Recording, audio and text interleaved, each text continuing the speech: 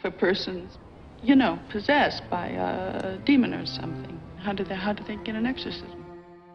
The Exorcist raises a lot of personal and political questions about family values, science versus religion, and the crises of faith we experience when life seems inexplicably cruel. Oh, what are you talking about, for Christ's sakes? And the ending of the movie actually comes down with firm answers to these questions. It argues that science is no substitute for God. The power of Christ compels you! Families suffer without strong father figures, and faith is what heals us. Our Father, who art in heaven, hallowed be thy name. When we're watching, we probably first notice the Exorcist's shocking language and explicit sexuality. Fuck me! Fuck me!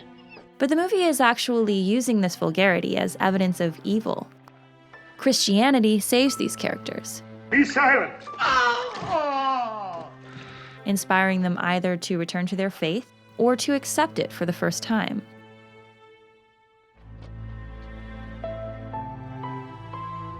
The Exorcist came out in 1973, at a time when the second wave feminist movement and the sexual revolution were ongoing. Free our sisters! Free ourselves! And people were questioning if religion was antiquated or irrelevant to their lives. Free ourselves! But the film's thesis is that nothing replaces the need for faith. May the body of Christ bring me to everlasting life. The movie isn't a condemnation of atheists or single moms, really, but it is an affirmation of religion and the moral code it provides. This is the cup of my blood. William Peter Blatty, who wrote the novel The Exorcist is based on, has described his story as, quote, an argument for God and an apostolic work to help people in their faith. Near the end of the film, Father Merrin and Father Karras perform an exorcism on Reagan, a 12-year-old girl possessed by a demon. The exorcism sequence calls back to the prologue, showing Father Merrin on an archaeological dig in Iraq. He unearths a figure of Pazatsu, a demonic god from Assyrian and Babylonian mythology. By finding this figure, Merrin either wakes up the dormant demon or realizes that the demon will soon be active somewhere in the world. When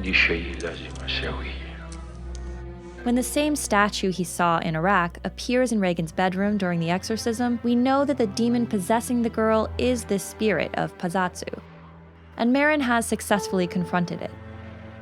But after Merrin dies, Karras gives into the temptation to physically beat the demon out of Reagan. Son of a bitch!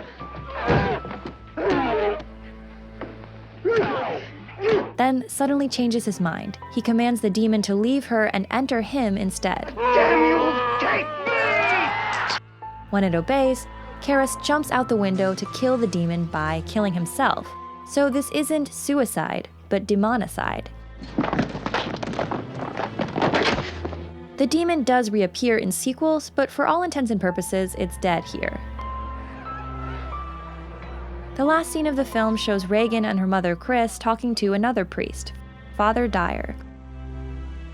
Chris gives the father Karras' medal. I thought you'd like to keep this. And it's like she's acknowledging that he and Karras are basically two interchangeable manifestations of the same spirit. His insistence that she takes it instead acts as an encouragement for her to embrace religion for the first time.